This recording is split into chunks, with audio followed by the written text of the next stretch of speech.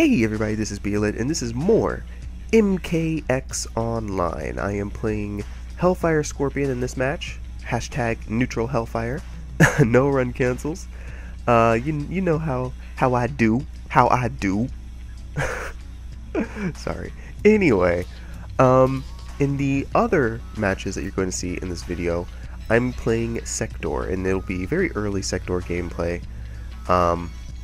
So you're going to see me still kind of figuring out how to do stuff with him, how he works and stuff like that. So but I thought it'd be kind of interesting to see that, because I guess I always keep these videos as kind of like a journey, or I guess maybe a log of my time playing the game, my adventures, so to speak. And picking up a new character is always a big part of your journey. And it's always one of the hardest parts, but learning something really focuses you on the game. Like learning a character or trying to apply a new anti-air really makes you focus on the game in a way that you wouldn't before. You know, if you're just playing your regular main character, you've got everything that you already know how to do, you got your 50/50s and all that kind of stuff. You're not focusing the same way that you would when you play a new character, especially a drastically new character. You know, Scorpion's not really known for his zoning. Sektor is. You know, Scorpion's not really known for his pressure, but Cybernetic Kano is. And so kind of going on to these new characters and learning them, and you know, figuring out what you can and cannot do is really exciting, and it keeps the game fresh. So I really like to put that stuff out there so that you can kind of see where I go. And I think I had mentioned in the video against the Kotal Khan that is a really, really good anti-air. That standing 3 into teleport is a good anti-air, but it didn't work against Kotal Khan because Kotal Khan was weird, and his hitbox, or his hurt box, in his jump-in attack was just like freaking gone. So it didn't work in that case, but that is a perfect example, and I've started doing that too. But that was a perfect example of it actually being a good anti-air, and so you get to actually see it. And one thing I've been starting to do more is poking into specials. I did it against the Kotal. I don't think it made it into the video. But it's actually a lot more useful than I had ever given it credit for being, especially when someone's running in on you.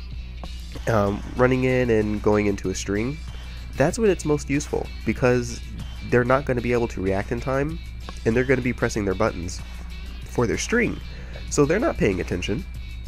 They're not going to be able to react that quickly to realize, oh, I got poked out of my string, and he's in the middle of a teleport now.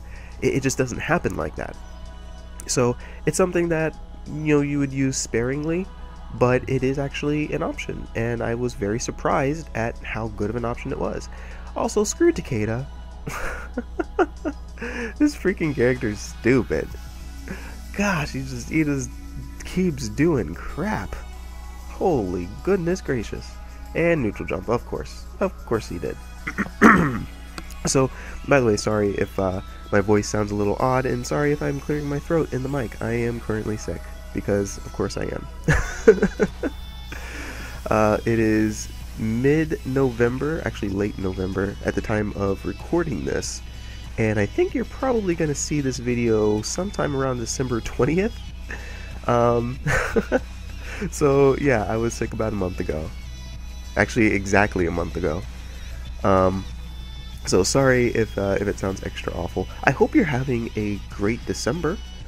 I hope that you just got off for winter break and everything's going nice and swell for you. That you've visited family, and you're having just a grand old time. Looking forward to Christmas or whatever you celebrate. Yeah. Anyway, back to MKX. I really think Sektor's teleport should be punishable on block.